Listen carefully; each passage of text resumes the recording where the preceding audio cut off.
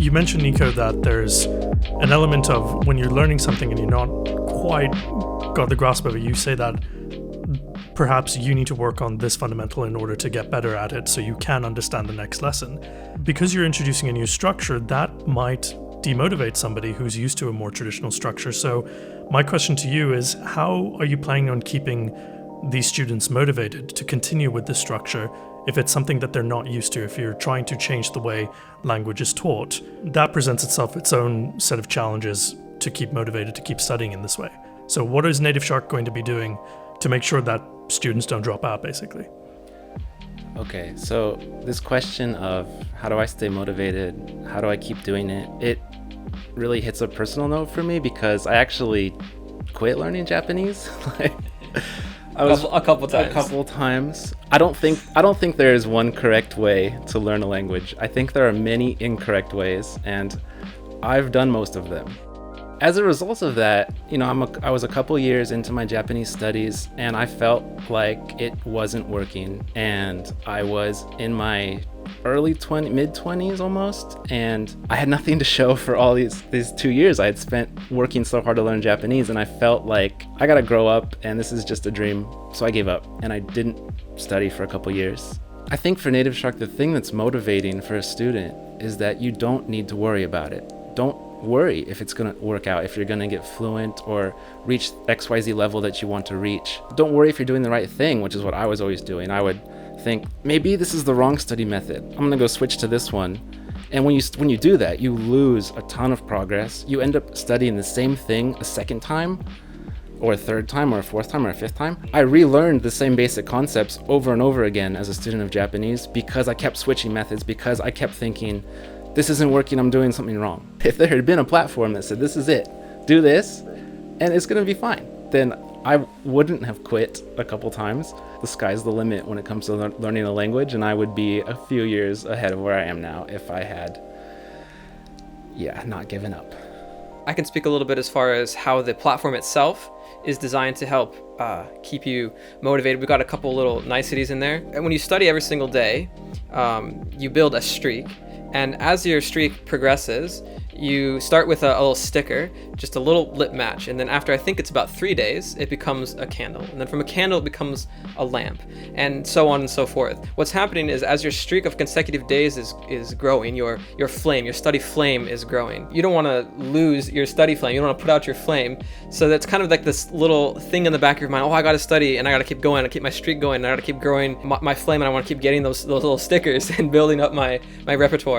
Now, we do recognize as well that sometimes you might need a single day, a day off. Life happens as you're studying. So in that case, if you choose to, you can go to your study settings and you can turn on Streak Saver. And what this means is if you studied 2 days in a row and on the third day something happens in life and you don't log in to study that day, it's okay because you've gotten 2 consecutive streaks. So we know that you were doing your best. And when you come in on the 4th day to study, that 3rd day will essentially basically not count. Your streak won't break. We give you a break to say, okay, something happened, but I got back on the 4th day and I can keep going. In my own experience, there's many times where I've been studying for like 55 days straight, and then it's a Saturday and I was hanging out with friends maybe on Friday night and I was just really tired on that Saturday. I meant to study on that Saturday, but it just didn't happen. And then it's Sunday and then my entire streak is broken and then my reviews are piled and I'm just discouraged and I don't get back into it and it's gone. So just if I had that one day to let me be like, no, that's okay, my reviews are not going to pile up and my streak won't break, then on that Sunday when I was more prepared, I could just, okay, it's fine, and I can keep going. So almost personally, I put that in. But with testing with students as well, we've had a lot of positive response for building that kind of thing in. That's the final bit of motivation. How do we keep you going, despite the fact that NativShark is approaching things from a new and different way? So we've got the way that the content is written, and then we've got the way the platform is designed, the streak system. And then we've got this community aspect. So we've got a community on Discord of thousands of fellow NativShark students that you can go in and talk to who maybe are further along on their journey than you, or maybe they're just starting and you can have some camaraderie with those who are just starting, or you can ask for advice from those who are further down the path. When you feel like, I don't know if I can do this, you can get access to encouragement from thousands of students, and that in itself is really powerful to keep you going. To develop on that, you mentioned that there's a lot of for lack of a better term, waffle when it comes to like learning in a university and learning in a classroom. But I think for a lot of people, there is that safety, that psychological aspect of being in a classroom and being around other people who are, also going through the same journey as you are. Can online education really be a replacement for that in-person class? And if so, how is NativShark tackling that? I love the idea of classroom language education. And when I was at a lower level of Japanese, I used to always, I was Googling all the Japanese schools all over the country because I used to just dream of going to these schools, and like, it's an idea in your head. You'll go there and you'll make all these friends and you'll speak so much. But classrooms are not a good way to learn a language. You don't get a chance to speak. Maybe there's a 40-minute class. And even if that class had like 4 or 5 people, and even if the teacher was really focused to get students talking, you might get to speak to that teacher directly for 5 minutes. More likely, you'll be talking to another student for about the same amount of time. So you're hearing unnatural language, you're using unnatural language. The teacher maybe can come by and give you a little pointer every now and then, but they also have all the other students to worry about.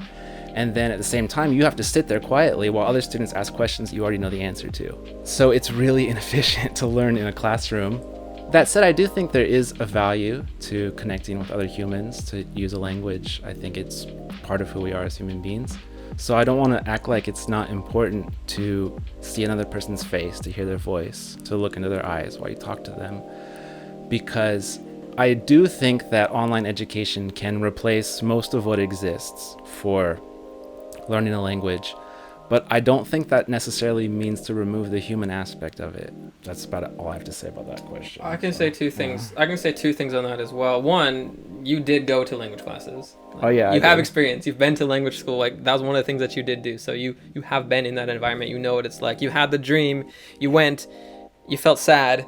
So that's happened. The other thing that I can say is that when you're in a classroom, it's not personal, really. Like you said, you're there with like, maybe there's 10, but probably more likely there's 20 other students. You're only going to move as fast as the slowest person in the class.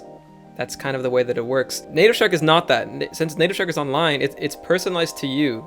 You can move at the pace that you want to move at. You can slow up or speed down your pace via the pace slider at any point. You can review as much as you want. You don't have to move along if you don't have to. Your streak doesn't get penalized by not studying new material. You can just review, and that counts for getting your streak. Now, additionally, this is something that Nico and I talk about every once in a while as a kind of like a dream of ours, is feeling that in-person thing. Maybe there is something that NativShark can do down the road where we will have a sort of an in-person element, or perhaps a like a my teacher sort of experience where you do get in a video call with an actual teacher. That's not something that we're saying has no value.